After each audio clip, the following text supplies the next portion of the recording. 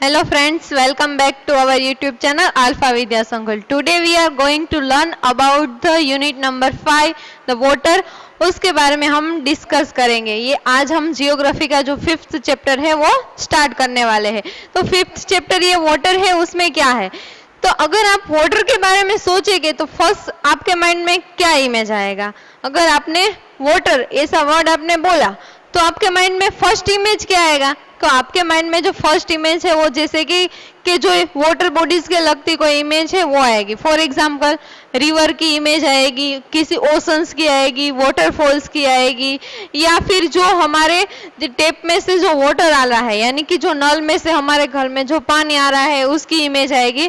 तो ये इमेज आएगी ना फर्स्ट हमारे माइंड में. अगर कोई हमें वाटर शब्द ऐसा बोलेगा, वाटर वर्ड ऐसा कोई बोलेगा तो हमारे माइंड में ये इमेज आएगी.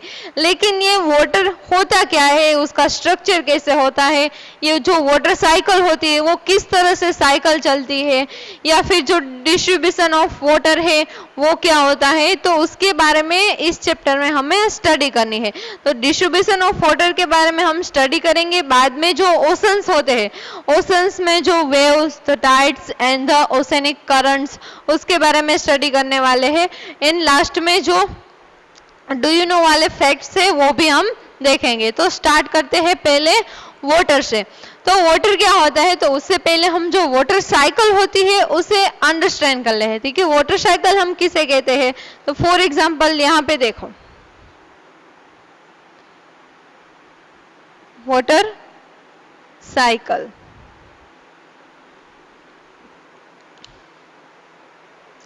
पहले हम उसके डेफिनेशन लिख लेते हैं, बाद में मैं आपको समझाऊंगी. The water is continuously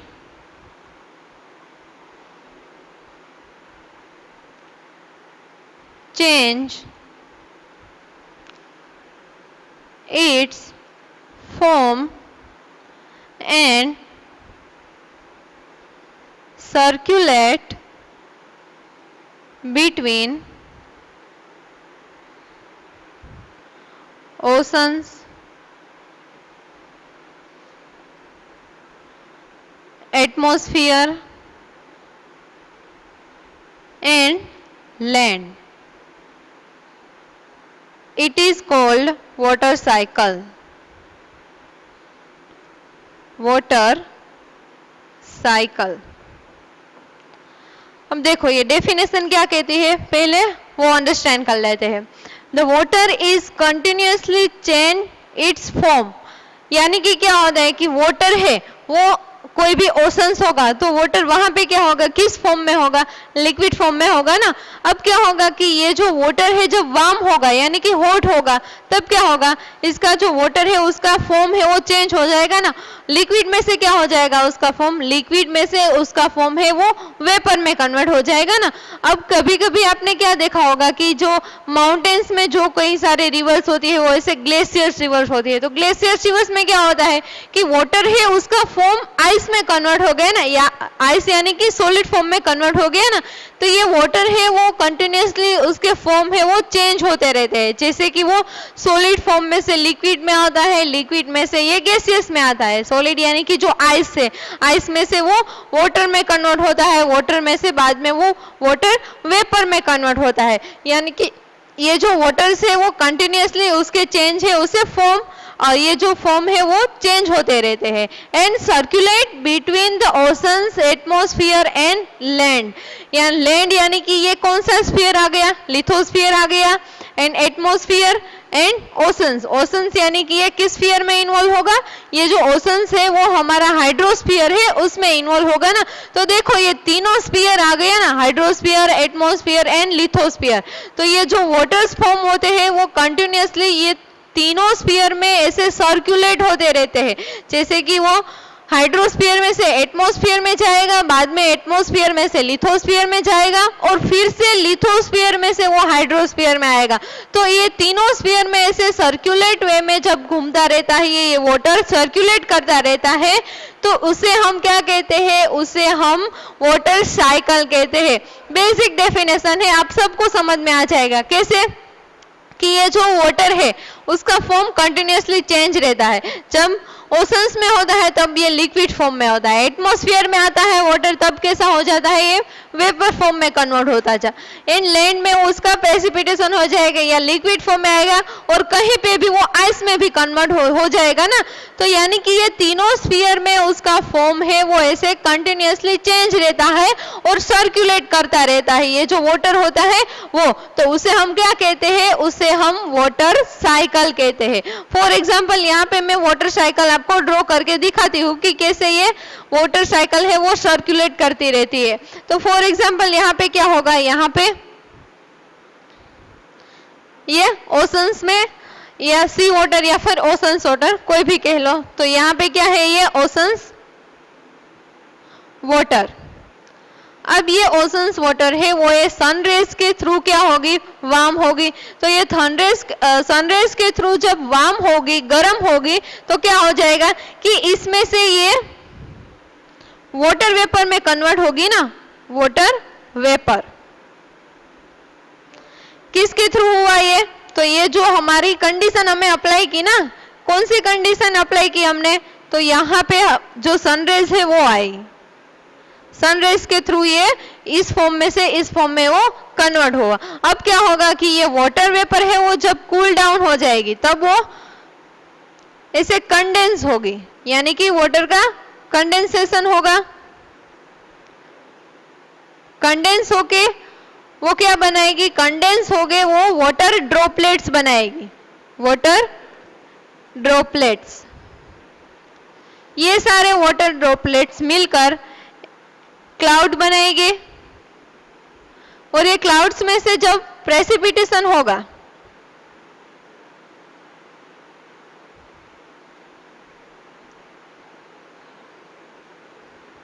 clouds में से जब प्रेसिपिटेशन होगा, किसका प्रेसिपिटेशन होगा, ये जो वाटर ड्रॉपलेट्स जब कलेक्ट हुए हैं तो उसमें क्या होगा, वाटर होगा ना। तो ये वाटर जब प्रेसिपिटेशन हो गए, ये लैंड में डाउन हो गए, तब कैसे हो गए, किस फॉर्म में हो गए, ऐसे रेनफॉल के फॉर्म में वो प्रेसिपिटेटेड हो गए। तो यानी कि वो फिर से यहाँ पे कहाँ पे ये हो गए, डाउन या ओशन में या फिर लैंड में, तो फिर से ये ओशंस में आ गया। तो इस तरह से सर्कुलर वे में ये जो वाटर है वो कंटिन्यूअसली अपने फॉर्म है वो चेंज करता रहता है और सर्कुलेट करता रहता है, ये तीनों स्फीयर में, हाइड्रोस्फीयर में, एटमॉस्फेयर में और जो लैंड है यानी कि ये लिथोस्फीयर में। तो ओशंस वाटर में से सनरेज के थ्रू वो वाटर वेपर में कन्वर्ट होगी, वाटर वेपर के थ्रू जब ये कूल डाउन हो जाएगी, यहाँ पे कौन सी कंडीशन आएगी, कूल डाउन होने की। कूल डाउन होके वो क्या होगी, कंडेंस होगी, कंडेंसेशन होने के बाद वो वाटर ड्रॉपलेट्स में कन्वर्ट होगी।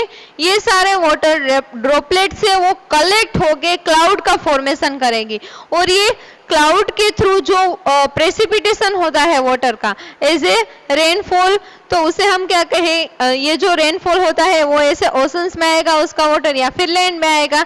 तो इस तरह से सर्कुलर वे में ये जो वाटर है वो कंटिन्यूअसली अपने फॉर्म को चेंज करता रहता है। तो उसे हम क्या कहते हैं, उसे हम वाटर साइकिल कहते हैं। ये साइकिल तो हमने ड्रॉ कर लिया, अब उसके बारे में हमें लिखना है, तो हम कैसे लिखेंगे, तो देखो यहाँ पे 1 बाय 1 हम ऐसे पॉइंट लिख लेते हैं जो वाटर साइकिल है हमारी उसके बारे में।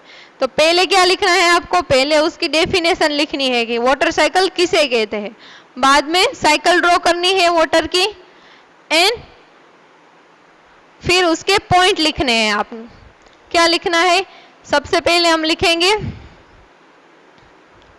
जो ओशंस वाटर होते हैं यानी कि सी वाटर होते हैं, सी waters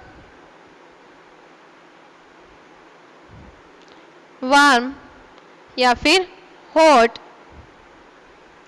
through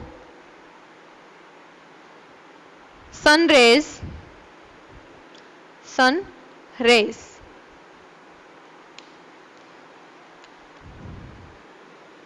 and it is converted into water vapor। अब क्या होता है, ये वाटर वेपर जब कूल डाउन हो जाएगी यानी कि उसका कंडेंसेशन होगा। When this water vapor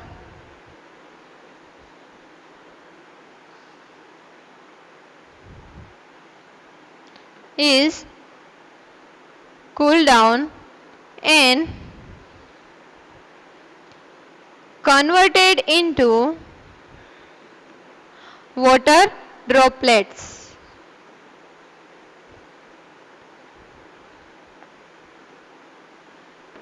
अब ये वाटर ड्रॉपलेट्स है वो कलेक्ट हो गए, किसका फॉर्मेशन करते हैं? क्लाउड्स का। Then water droplets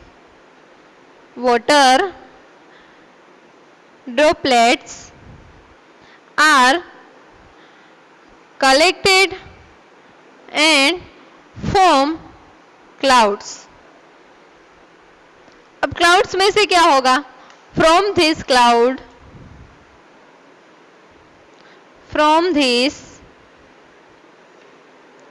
clouds precipitation occurs in the form of rainfall, snowfall भी होता है ना कभी कभी, स्नोफॉल एंड स्लेट्स। अब ये फिर से जो रेनफॉल हुआ है उसका वाटर है वो सी में जाएगा या फिर ओशंस में जाएगा, वो फिर से वार्म होगा और वार्म होके वाटर वेपर में कन्वर्ट होगा और वाटर वेपर वाटर ड्रॉपलेट्स में कन्वर्ट होगी। ये सारी वाटर ड्रॉपलेट्स कलेक्ट होके क्लाउड का फॉर्मेशन करेगी और क्लाउड्स में से प्रेसिपिटेशन होके जो वाटर से वो ऐसे रेनफॉल के थ्रू लैंड में आएगी। तो इस तरह से जो वाटर साइकिल है वो चलती रहती है। तो ये सारे पॉइंट्स हो गए वाटरफॉल्स जो वाटर साइकिल है उसके बारे में। अब हम नेक्स्ट बात करते हैं, जो हमारा नेक्स्ट टॉपिक है डिस्ट्रीब्यूशन ऑफ वाटर, उसके बारे में।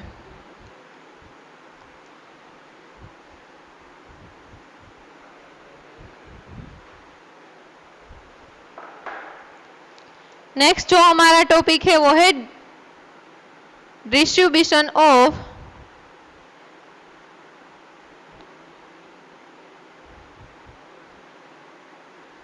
वाटर या फिर वाटर बॉडीज है वो।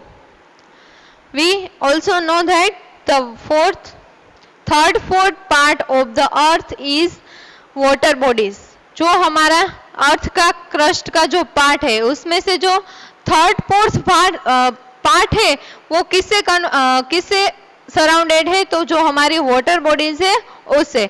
इन 1/4 जो भाग है वो ही सिर्फ और सिर्फ लैंड है। यानी कि जो अगर हम अर्थ क्रस्ट की बात करें, ये अर्थ क्रस्ट है उसमें से क्या है? तो उसमें से जो थर्ड फोर्थ पार्ट है उसमें क्या है? उसमें वाटर बॉडीज है। एंड जो 1/4 पार्ट है उसमें क्या है? उसमें लैंड है।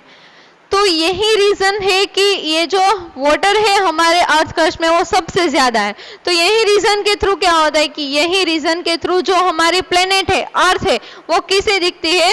तो वो ब्लू कलर की दिखती है। तो इसीलिए हम उसे ब्लू प्लेनेट भी कहते हैं ना। तो ये उसका मेन रीजन हो गया कि क्यों ये हम उसे ब्लू प्लेनेट कहते हैं, क्योंकि जो अर्थ क्रस्ट है यानी कि अर्थ का जो अपर लेयर है उसमें से ज्यादातर क्या है? तो उसमें से 3/4 पार्ट में क्या है? वाटर बॉडीज है एंड 1/4 पार्ट में लैंड है। अब आपको कहीं पे भी सुना होगा कि अगर इतना सारा वाटर है तो कई सारी ऐसी कंट्रीज है जहां पे वाटर स्कैरिटीज है। तो ये वाटर स्कैरिटीज क्यों है? यानी कि जो पानी की तंगी होती है, तो ऐसा कहा जाता है ना। तो ये ऐसा क्यों कहा जाता है? तो वाटर तो इतना सारा है लेकिन फिर भी हमारी कंट्रीज में वाटर स्कैरिटीज रहती है। तो उसका रीजन क्या है? क्या आपको पता है कि ये सारा वाटर्स है वो सारा अवेलेबल है, यानी कि हम उसे यूज में ले सकते हैं? क्या आपको पता है? नहीं पता होगा ना, लेकिन यहाँ पे हम जो डिस्ट्रीब्यूशन ऑफ वाटर है उसके बारे में जब स्टडी कर लेंगे तब आपको पता चलेगा कि क्यों इतनी सारी कंट्री में, मेनी कंट्री में वाटर स्कैरिटी रहती है, क्यों, उसका रीजन क्या है। तो जो आपकी टेक्स्ट बुक में जो टेबल दिया गया है डिस्ट्रीब्यूशन ऑफ वाटर का, पहले हम उसे स्टडी कर लेते हैं, बाद में आपको समझ में आ जाएगा कि मेनी कंट्रीज में क्यों वाटर स्कैरिटीज रहती है। तो क्या होता है कि सबसे पहले अगर हम वाटर बॉडीज के डिस्ट्रीब्यूशन के बारे में बात करें तो उसमें से जो 97.3% में जो वाटर्स है वो कैसा वाटर्स है, तो वो सारा का सारा वाटर है वो ओशंस में है। यानी कि जो हाइड्रोस्फीयर जब हमने पढ़ा था तभी मैंने कहा था कि ओशन से वो हाइड्रोस्फीयर का मेजर पार्ट है। क्यों मेजर पार्ट है? क्योंकि 97.3% में तो ओशन है, तो ये जो ओशन से उसका वाटर कैसे होगा, तो ये ओशन से उसका वाटर है सलाइन वाटर होगा। सलाइन वाटर यानी कि कौन सा वाटर होगा, तो सलाइन वाटर यानी कि इस वाटर बॉडीज में सोल्ट होगा। ये जो ओशंस के वाटर होते हैं ना वो सोल्टी वाटर होते हैं, तो उसे हम सलाइन वाटर भी कहते हैं। तो ये सलाइन वाटर हो गया, तो हम उसे क्या यूज में ले सकते हैं? नहीं ले सकते ना। अब बचा कितना, तो अब बचा है वो 2.7% में फ्रेश वाटर है वो बचा। तो यानी कि 97% में सोल्टी वाटर है तो हम यूज में नहीं ले सकते। सिर्फ और सिर्फ 2.7% में वाटर है उसे ही हम ऐसे फ्रेश वाटर यूज कर सकते हैं। तो यही रीजन होता है कि मैनी सारी कंट्रीज में है वाटर स्कैरिटी है। अब ये 2.7% में जो फ्रेश वाटर है उसका भी डिफरेंट टाइप में डिस्ट्रीब्यूशन किया गया है। तो किस टाइप में है तो देखते हैं। तो पहले जो 0.2% का जो वाटर है वो क्या है, तो वो सारा वाटर है वो किस फॉर्म में है, आइस कैप के फॉर्म में है। आइस कैप यानी कि क्या कहा जाता है, कभी आपने जो ग्लेशियर रिवर है उसके बारे में सुना होगा। ग्लेशियर रिवर्स में क्या होता है कि जो वाटर्स होता है वो सेमी लिक्विड फॉर्म में होता है ना, तो ये जो सेमी लिक्विड फॉर्म में होते हैं उसे आइस कैप कहते हैं। या फिर कभी आपने माउंटेन में जाके देखा होगा कि वहां का ज्यादातर एरिया क्या होता है, स्नो से कवर्डेड रहता है। तो अगर ये सारा एरिया स्नो से कवर्डेड रहता है, लैंड का एरिया, अगर इस स्नो के अंडर में आप जाओगे ना, ये लैंड के अंडर में, तो वहां पे आपको वाटर मिलेगा, यानी कि ऊपर स्नो होगा। जो लैंड का अपर एरिया है वहां पे स्नो होगा, लेकिन आप इस स्नो के बीच में अगर गड्ढा खोदेंगे ना, अगर होल करेंगे ना, तो वहां से हमें पानी मिलेगा, तो उसे हम आइस कैप कहते हैं। ये पानी होता है ना वो फ्रेश वाटर ही होता है। क्यों? क्योंकि ये जो ग्लेशियर वाटर होते हैं ना वो जैसे डायरेक्टली वहां से क्लाउड्स में ही आए होंगे, तो इसीलिए वो फ्रेश वाटर हो गए। अब नेक्स्ट बात करते हैं हम जो 0.68% में जो वाटर है वो ऐसे फ्रेश वाटर लेक है। फ्रेश वाटर वो सारा ग्राउंड वाटर है। क्या है? ग्राउंड वाटर है। ग्राउंड वाटर यानी कि क्या होता है कि कभी कभी ज्यादा बारिश हो जाने की वजह से क्या होगा कि जो सारी ट्रीज होगी ना वो ऐसे वाटर को कन्वर्स करके रखेंगी अपने अंडर में, यानी कि लैंड के अंडर में उसे कन्वर्स करके रखेगी, तो प्रिजर्व करके रखेगी उसे, तो उसे हम क्या कहेंगे, उसे हम ग्राउंड वाटर कहेंगे। तो ये ग्राउंड वाटर होता है ना वो भी फ्रेश वाटर होता है, तो वो 0.68% में है। अब नेक्स्ट बात करते हैं कि 0.009% में क्या है, तो 0.009% में फ्रेश वाटर लेक है। फ्रेश वाटर लेक्स जो हमें लेक्स दिखाई देते हैं, यानी कि जो फ्रेश वाटर लेक्स होते हैं वो सिर्फ और सिर्फ 0.009% में है। अब हम नेक्स्ट बात करें कि 0.0001% में जो वाटर बॉडीज है वो रिवर में मिलती है। अब आप कभी कभी रिवर को देखते हैं तो हमें तो लगता है कि कितना ज्यादा पानी है, इतना पानी तो हमें यूज करने में खत्म ही नहीं होगा, लेकिन वो उसका अमाउंट कितना होता है अर्थ क्रस्ट में, उसका अमाउंट ओनली 0.01% में होता है, 0.01% में रिवर का वाटर हमें फाउंड होता है। दिखता हमें इतना है कि रिवर्स को अगर हम देखेंगे तो क्या हमें होगा कि और कितना सारा पानी है, तो इतना सारा पानी अगर 0.001% में है तो सोचे आप कि ये ओशन है, उसमें तो 97% का वाटर है, तो वो कितना वाटर होगा। अगर रिवर का वाटर है वो अगर आपको ज्यादा लगता है तो ओशंस का वाटर कितना होगा, ये जरा आप सोचिएगा कि रिवर का वाटर है वो तो सिर्फ और सिर्फ 0.001% में है, लेकिन ये जो ओशंस है उसका वाटर 97.3% में है। तो ये सारी जो वाटर बॉडीज है उसे हम as a fresh water use करते हैं, एज ए फ्रेश वाटर। यानी कि टोटल ये कितनी हुई, टोटल 2.7%। ये 97.3% में सलाइन वाटर है एंड 2.7% में क्या है, फ्रेश वाटर। यानी कि टोटल क्या हो गया, टोटल 100% वाटर से उसमें से 97.3% में सलाइन वाटर है एंड 2.7% में फ्रेश वाटर है। अगर हम, ये तो मैंने डिस्ट्रीब्यूशन ऑफ वाटर के बारे में बता दिया आपको, जो हम क्रस्ट लेवल में जो वाटर का डिस्ट्रीब्यूशन करते हैं वो मैंने वो समझाया। लेकिन अब हम एक एक्टिविटीज के थ्रू हम ये अंडरस्टैंड करते हैं कि वाटर को किस तरह से डिस्ट्रीब्यूशन किया गया है। अब आपको क्या करना है कि अब आपको 2 लीटर से वो वाटर लेना है, 2 लीटर्स का।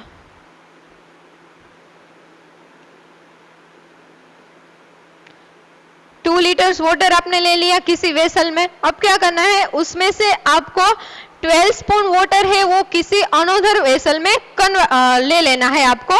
यानी कि इसमें से हमने सिर्फ और सिर्फ 12 स्पून वाटर है वो हमने अनोदर वेसल में ले लिया है। यानी कि ये 2 लीटर में से हमने सिर्फ और सिर्फ 12 स्पून लिया है ना, तो बाकी का जो ये वाटर उसमें रहा है 2 लीटर में से, तो वो सारा का सारा सलाइन वाटर है। क्या है, सलाइन वाटर। आपको इसमें सोल्ट डाल देना है, तो इससे क्या हो जाएगा, ये सलाइन वाटर हो गया। अब ये 12 स्पून वाटर है यानी कि 2.7%। ये 2 लीटर में से हमने 12 है वो उसे बात कर दिया, 12 स्पून है उसे हमने सब्स्टिट्यूट कर दिया, तो बाकी जो वाटर बचा है उसे हम सलाइन वाटर कहेंगे। यानी कि इसे हम 97.3% के साथ कंपेयर कर सकते हैं, और ये 12 स्पून को हम किसके साथ कंपेयर कर सकते हैं, 2.7% जो वाटर है उसके साथ हमें कंपेयर करना है। अब देखो ये जो 12 स्पून है उसमें से जो 9 स्पून है, 9 स्पून जो वाटर है वो ऐसे आइस कैप के हैं, आइस कैप्स में 9 स्पून। अब उसके बाद हम बात करें तो जो ग्राउंड वाटर है वो कितने परसेंट में है, 0.68% में है ना, तो यानी कि 0.160% में है, तो यानी कि यहाँ पे 2 स्पून वाटर है वो क्या है, ग्राउंड वाटर है। नेक्स्ट है fresh water lakes. Fresh water lakes है वो 0.009% में, यानी कि 1/2 स्पून में क्या है, 1/2 स्पून में ये फ्रेश वाटर लेक है। एंड रिवर की बात करें हम तो रिवर तो 0.0001% में है, यानी कि 12 स्पून में से एक ड्रॉप जो वाटर होता है ना उसे हमें रिवर के साथ कंपेयर करना है। तो यहाँ पे हम क्या लिखेंगे, 1 ड्रॉप्स ऑफ वाटर। इसे हमें किसके साथ कंपेयर करना है, ये जो रिवर है उसके साथ। तो इस तरह से जो वाटर है उसे हम डिस्ट्रीब्यूशन कर सकते हैं उसका।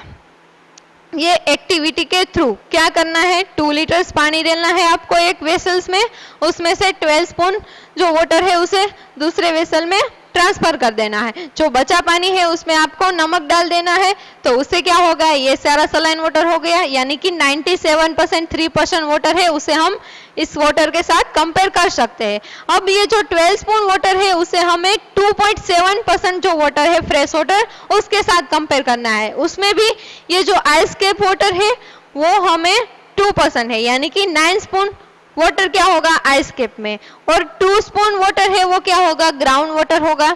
एंड फ्रेश वाटर लेक है वो 1/2 स्पून होगा। एंड रिवर की बात करें तो वो 1 ड्रॉप्स ऑफ वाटर है, वो रिवर के साथ हमें कंपेयर करना है। तो इस तरह से हम जो वाटर्स होते हैं उसे डिस्ट्रीब्यूशन कर सकते हैं। अब ज्यादातर वाटर है वो सलाइन वाटर होगा, यानी कि जो सलाइन वाटर है उसमें से क्या होगा कि उसमें ऐसे सोल्ट होगा ना, तो ये सोल्ट आया कहां से होगा, आपको क्वेश्चन ये होगा। ऐसा तो नहीं है कि कोई पर्सन ओशन के पास जाएगा और जो बोरी बल के जो सोल्ट होगा वो उसमें डाल देगा, ऐसा तो नहीं है ना। तो अब आपको क्वेश्चन ये होगा कि ये सोल्ट है वो ओशन में आया कहां से होगा।